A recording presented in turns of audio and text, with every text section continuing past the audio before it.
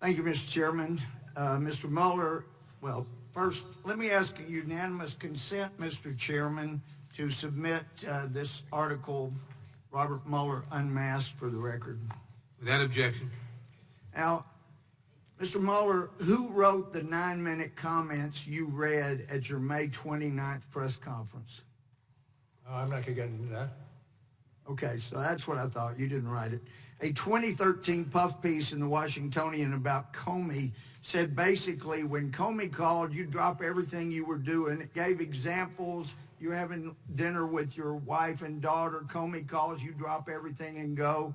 The article quoted Comey as saying, if a train were coming down the track, and I quote, at least Bob Mueller will be standing on the tracks with me. You and James Comey have been good friends, or were good friends for many years, correct? We were business associates.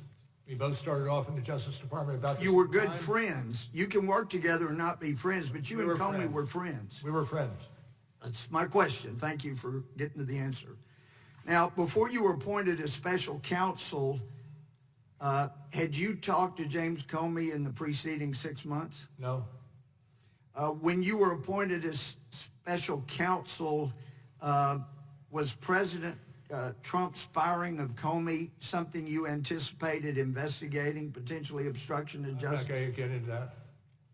That's internal deliberations in the Justice Department. Actually, it goes to your credibility, and maybe you've been away from the courtroom for a while. Credibility is always relevant. It's always material, and that goes for you, too. You're a witness before us. Let me ask you, when you talked to President Trump the day before he appointed you, or you were appointed as special counsel, you were talking to him about FBI director position again. Did he mention the firing of James Comey? Not as a candidate. I was asked. Did he mention the firing of James Comey in your discussion with him? Cannot remember. Pardon? Cannot remember. Don't believe so, but I'm not going to be specific. You don't remember. But if he did, you could have been a fact witness as to the president's comments and state of mind on firing James Comey. I suppose that's possible. Yeah.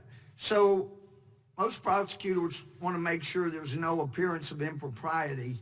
But in your case, you hired a bunch of people that did not like the president. Let me ask you, when did you first learn of Peter Strzok's animus toward Donald Trump? In the summer of 2017. You didn't know before he was hired? I'm sorry, what did you? You didn't know before he was hired for your team? Know what? Peter Strzok hated Trump. Okay. You didn't know that before he was made part of your team. Is that what you're I saying? did not know that. All right. When did you And first actually, learn? when we did find out, I acted swiftly to have him reassigned elsewhere in the FBI. Well, there's some discussion about how swift that was, but when did you learn of the ongoing affair he was having with Lisa Page? About the same time I learned from Strzok. Did you ever order anybody to investigate the deletion of all of their checks off of their government phones? Once we found that Peter Strzok was author of... Did you ever May I finish? order, well, you're not answering my question. Did you order an investigation into deletion and reformatting of their government phones? No, there was an IG investigation ongoing. Well, listen, regarding collusion or conspiracy, you didn't find evidence of any agreement, I'm quoting you, among the Trump campaign officials and any Russia-linked individuals to interfere with our U.S. election, correct? Correct. So you also note in the report that an element of any of those obstructions you referenced requires a corrupt state of mind, correct? Corrupt intent, correct. Right. And if somebody knows they did not conspire with anybody from Russia to affect the election, and they see the big Justice Department with people that hate that person coming after them, and then a special counsel appointed who hires dozen or more people that hate that person, and he knows he's innocent. He's not corruptly acting.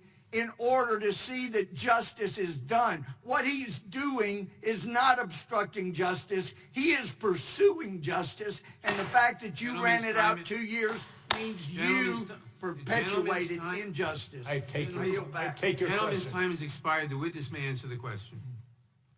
I take your question.